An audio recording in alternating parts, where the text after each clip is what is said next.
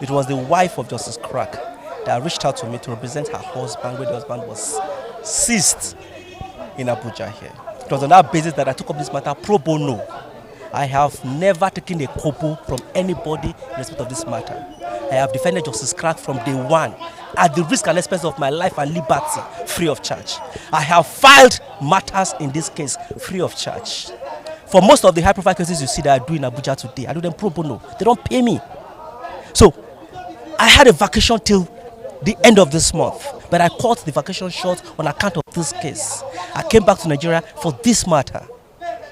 But when he did not approach me. He just stood up in court and appeared and announced his appearance. And he just said, this is not the procedure. The last time Marshall led these proceedings, according to legal standard, this is not the procedure. The last time it was Marshall that led in these proceedings. Why are we having it here today? He said he has instruction of some persons to appear for the defendant. And I told the judge, he just said, well, Marshall, now you have a choice. Are you going to withdraw your appearance, which is the normal thing to do in such a matter? And I said, well, my lord, in view of what has transpired, I respectfully withdraw my appearance with my colleague who appeared with me. And once you withdraw an appearance in a matter, the consequential orders must be made, which includes every process you file in that matter goes with it. Can I ask you one question, sir? Yes. According to what you have said now, you've told us that most of the cases that you follow is based on humanitarian services. Purely humanitarian. Okay. Now, if actually you're doing humanitarian service to Justice Crack, understand the circumstances and allow the case to continue based on humanitarian. The case continued. No, the judge. No, I mean the bail argument today. The bail argument wouldn't have proceeded. The procedure is this: once a judge withdraws his appearance in a matter, the applications filed thereto, they go with it. So the court simply said, having withdrawn your appearance, your applications goes. Okay, sorry, sir. So now, and that was the right. Marshall came to court, and the judge her Lordship Justice Abdul Malik said, who is the lead counsel, so that you can mention and then mention the other people who are appearing. Barrister Femi Balogun stood up and introduced himself. Marshall said no, he must introduce himself as the lead counsel.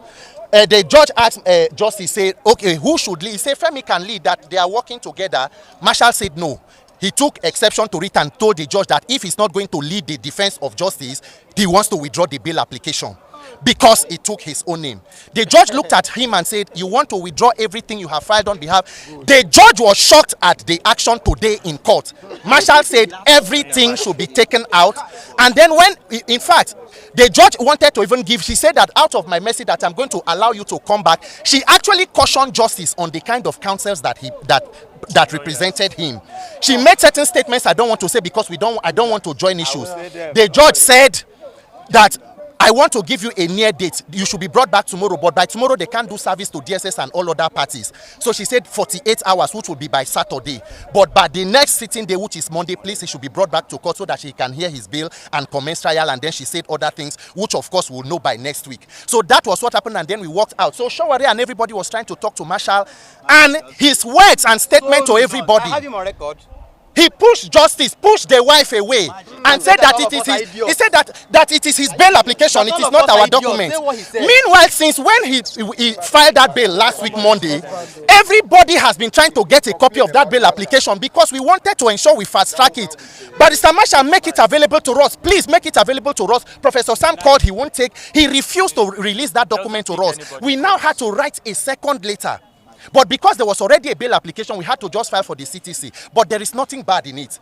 Justice Crack is not a criminal. He's with the DSS. He will come out. He will come out stronger and better than he went there. In a country where they are doing repentant terrorist operation, safe corridor, my brother did not do anything wrong. Whatever that are the forces that are standing here, it only shows us that when he comes out, we have more work to do to help our country. So we are not discouraged. I'm not fighting with anybody. But on Monday, we will continue to push and ensure that you will not crack justice. At exactly 1:15 a.m. this morning, I called him. I was awake because I was monitoring him. I called him. I said, Marshall, how far? He said he just entered his house. So if he was not interested in getting the guy out, he would not cut short his trip. And when I came in this morning, I was still chatting with him this morning. When I came into court, I met Femi. I said, this is the message that Marshall sent to me. Marshall sent me a message on WhatsApp that, hold my brief, should in case I come late to court. So, and I showed Femi, I said, this is the message. This is what Masha said. He said no, that he was going to lead. So, and I said, call Masha.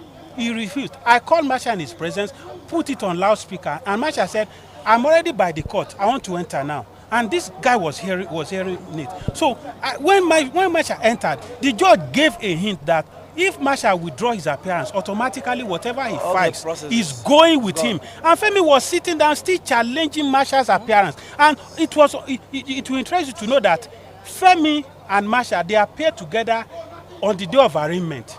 So I expected that immediately Femi saw Masha, he was arguing with me, which is fine.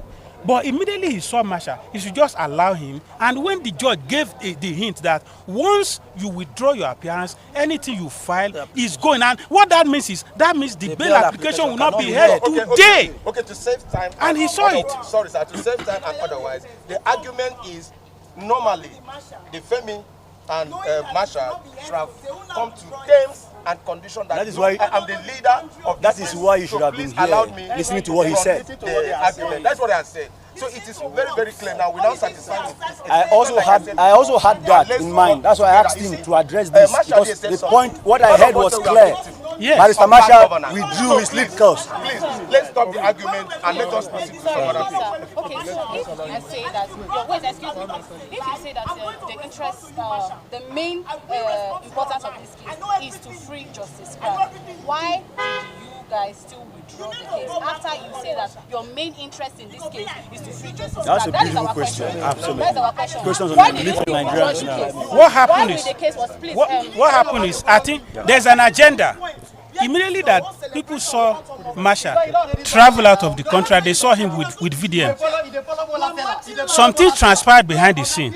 They went to DSS custody. The guy was in DSS custody, met him in DSS custody, and obviously poisoned his mind. So when the court now asked the defendant, Justice Clark, who is your lawyer? He pointed to Femi. It was at that point that since and Justice Clark was aware that Masha filed this bail, Masha appeared for him. I was with Justice Clark's wife on the day we filed this bail application. We were running around. So immediately, since Justice Clark disowned Masha in the presence of everybody in the open court, what does it mean? It means that I don't want you to be my lawyer. I've never been this surprised. I actually came late, so I stayed outside. The DSS reinforcement here was so strong, they said people could not go in. So I said no problem. In fact, the little altercation we had was when they prevented a blind man that had a case from going in. So I said, we are not interested in going in. If one of us is there, let the blind man just go in. You get. At the end of the day, we were able to resolve all that.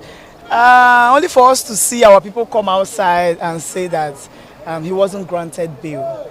And the reason is because the lawyer, Barrister Mashal, who filed for the bail application, withdrew the application.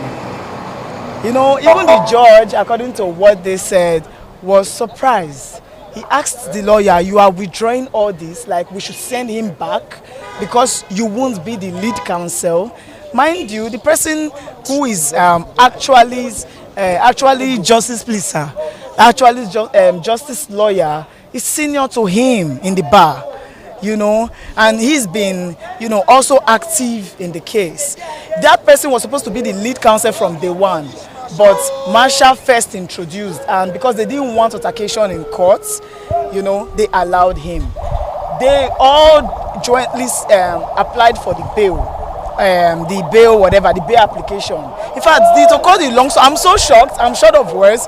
To cut the long story short, in front of everybody, judge, yes, everybody, he withdrew.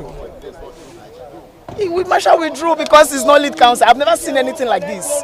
A human rights lawyer, you withdrew the bail. Like no matter your grievances, you've been lead lawyer in various cases. But you, what's this this thing up and down? Continue, don't worry.